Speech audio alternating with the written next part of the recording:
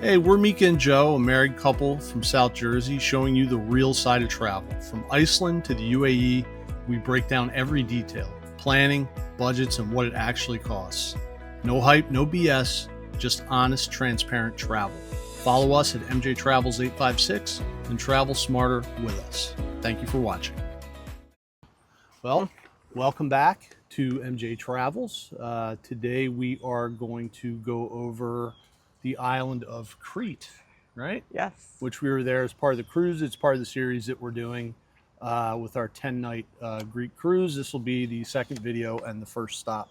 We're outside on a beautiful, warm, and humid and muggy night here in South Jersey, right? It is. With mosquitoes. We got the frickin' citronella burning thing going. Got the plant and the thing. And we're going to try to get through this as best we can, right? So Crete is, some fun facts about Crete. Crete is the largest island in Greece. It's about 160 miles long. It's a pretty big place. Like if you look at it on a map, it's pretty substantial. If you go from west to east, you know, that way, it'll take you a while to go from one end to the other. It's the fifth largest island in the Mediterranean after Sicily, Sardinia, Cyprus, and Corsica. And the island is surrounded by the Aegean Sea to the north and the Libyan Sea to the south. People have lived on Crete for about 9,000 years, at least since 7,000 BC.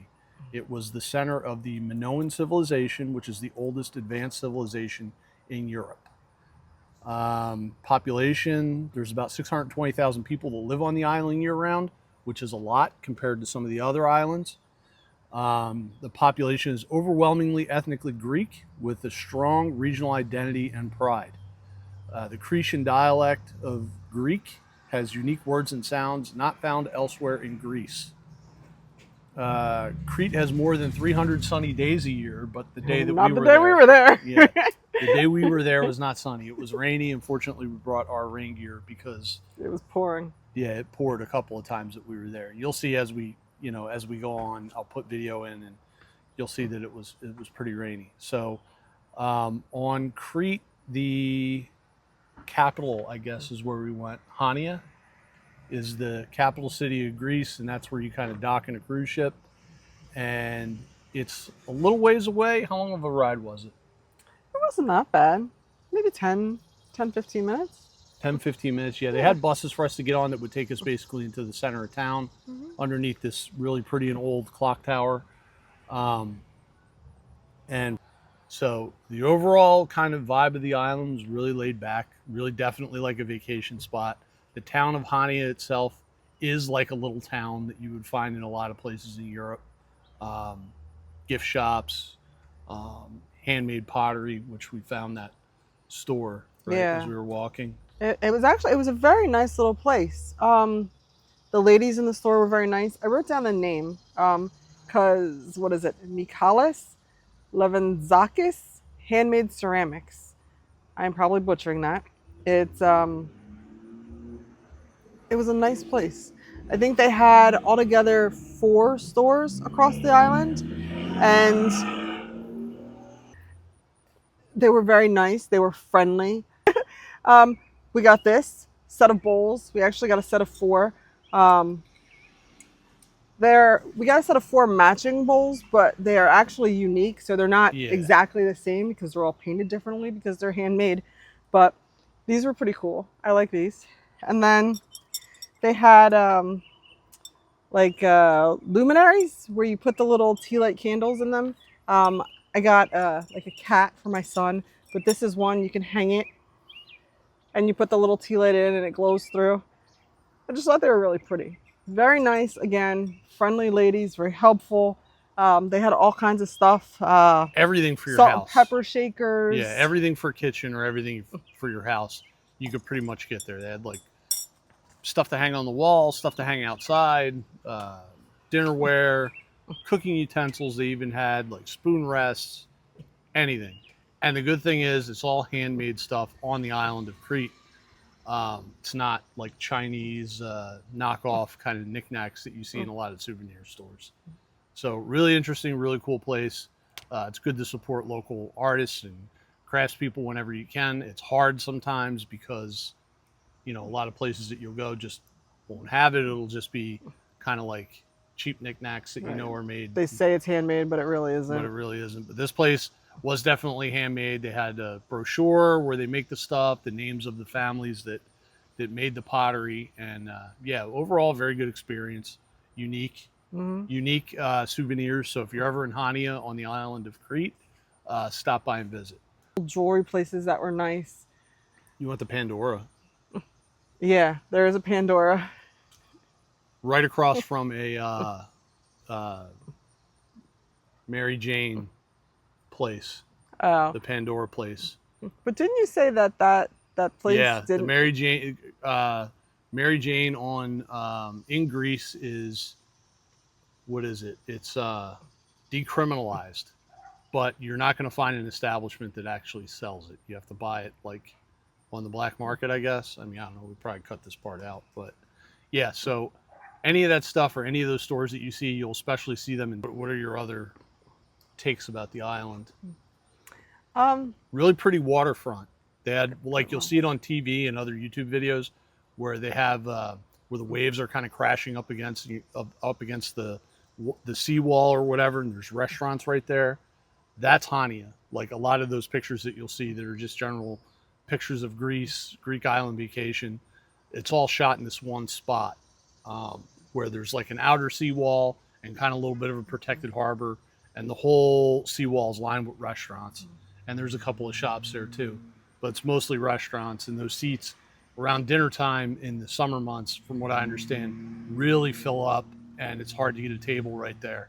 But it's definitely really cool because it is on the side of the island that faces the sunset. It is on the western side, so you can probably see some really pretty sunsets from there. Unfortunately, we weren't able to do any of that because, again, it was kind of a last minute thing. It was about 60 degrees and raining the entire time that we were there. And I think we had to be back to the ship by like 4 o'clock. So we kind of walked around the town, got our fill of the town, saw what it was like, talked to some people. There was that guy there with a dog. You remember the dog? Oh, the dog was so cute.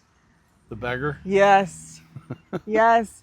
The little dog picks up the little basket and brings it over to you so you can put money in the basket. Cutest thing. Yeah, and I normally don't like giving money to you know, panhandlers or whatever you want to call them. I think over there they call them gypsies, right? They say they're gypsies or Roma or whatever, but they always tell you not to give money to them. But if someone's going to go above and beyond and train a dog, actually it was 2 dogs, train 2 dogs to pick up the basket, you know, I think you're going to get me every time. You're going to get her a lot. The dog deserves $1. Yeah, the dog deserves a euro. So throw it in the basket if you see those dogs there. Really cute dogs, well trained. They sit there on their blanket. Someone comes by and they want to give money to the guy. They pick the basket up and they come right over to you. It's really cute. I did it, and I think a couple of kids came over and they wanted to, you know, they did it right away too. So I don't know, it's kind of cool. Like I don't know if that guy's like a landmark there or something. Oh, I don't know if he's always there or whatever, but yeah. So that was cool. Old Orthodox, Eastern Orthodox, like Christian churches all over the islands. I think it was Crete where the guide said that they had like, how many churches on the island? Like 10,000 churches on the island. Yeah. Because something with, what, do you remember what it was? There was like a story behind it. If you had a church, you got assistance, or there was something. Yeah, it was something along the lines of you got some sort of benefit or some tax relief or something if you had a church on your property. So if you owned a small house, what would happen a lot of the time is they would build a little chapel out front or in the backyard and say it's a private church, and they would get something from the government in, you know, for having that, because it's like a religious thing, so they don't pay taxes or something. I don't know. I'll look it up, see what the actual deal is, why there are 10,000 churches in an island that, you know, that's like one church for every 6 people or something like that on that island. So pretty crazy. But yeah, you see them too when you're driving around. You see these little churches in people's yards.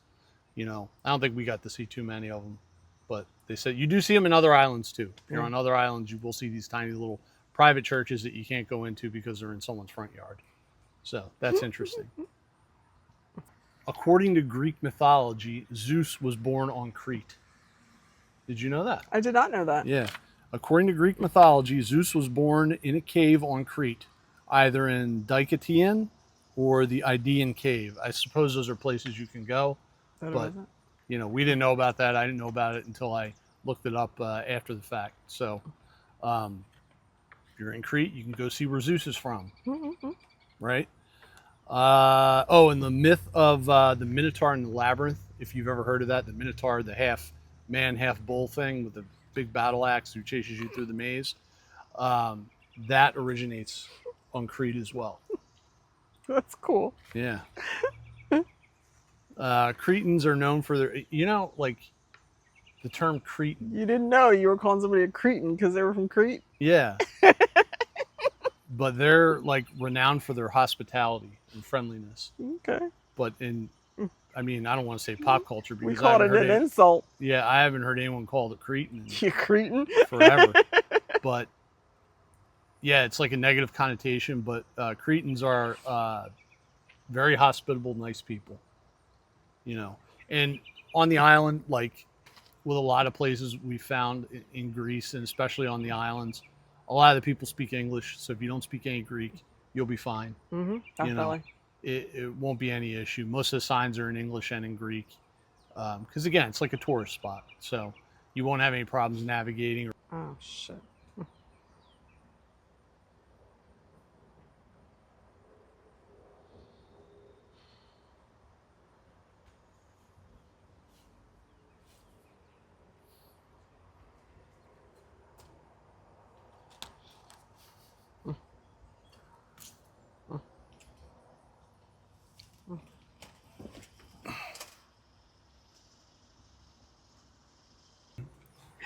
So if you do find yourself on Crete on a cruise this summer and you have a little bit of time and you plan ahead, unlike us, you can take some of these cool excursions. You can go to Knossos Palace and Heracleion Town. It's a journey back in time to the ancient Minoan Palace, followed by exploration of Heracleon's capital city, Hania Old Town, and the Botanical Gardens, which if that's what you want to do, you really don't need an excursion to do that because you can just kind of walk in there. That's pretty much what we did. Yeah, it's kind of what we did. With the exception of the Botanical Gardens, you probably just had to pay to get in there. Which were there, but you had to pay like 20 euros or something to get in. Maybe it wasn't 20 euros. It wasn't that expensive. It's just we're not into botanicals that much, so, we weren't going to do it. I'm going to have a hard time saying this one. Kornas, Arcadia Monastery, and Rhythmon. I don't think that's the right way of saying that. Immerse yourself in history and culture of Crete, visiting the lake, monastery, and Rhythmon town. Right? White Mountain Jeep Tour, which is probably pretty cool because Crete is a very mountainous island too. Yeah. You do see a lot of mountains when you're there. So going on a Jeep tour, off-road tour, if you've done these in the Caribbean or something, it's probably something similar. Just you're in Greece instead of Jamaica. The treasures of Crete. You go and see winemakers and soap makers and olive oil makers and even some pottery folks on a trip like that. And then they have some beaches that you can go. Those are probably just transfers to the beaches because from what I understand, the beaches are on the other side of the island. They're not near Hania, so you do got to travel a little bit. You can always take a cab or something, but with a cruise ship, like I've said before in the last video, if you watch that, look at these trips and then check outside sources like Viator, Expedia, Travelocity, TripAdvisor. You can book all these tours. You might even save yourself a little bit of money. But again, if it's not like a really big, incredible savings, probably not worth it. Just if you keep everything in the cruise line, you're guaranteed to get back to the ship. Not that these folks aren't going to not get you back, but again, the ship won't leave you. The ship won't leave you. But the outside, booking companies that take these Viator, that book, Viator, they're pretty much the same companies.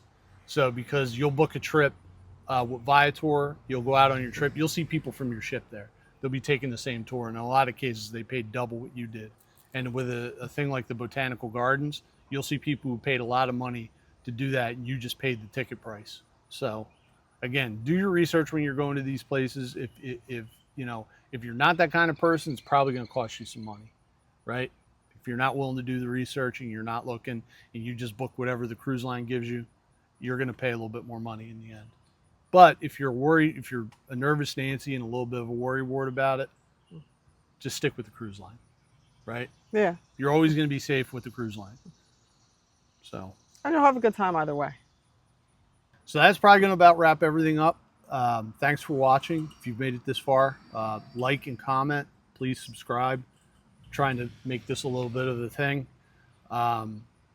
Again, follow along. We're going to be sharing prices of things with you. Do you have any idea what we spent in that pottery shop and all that stuff?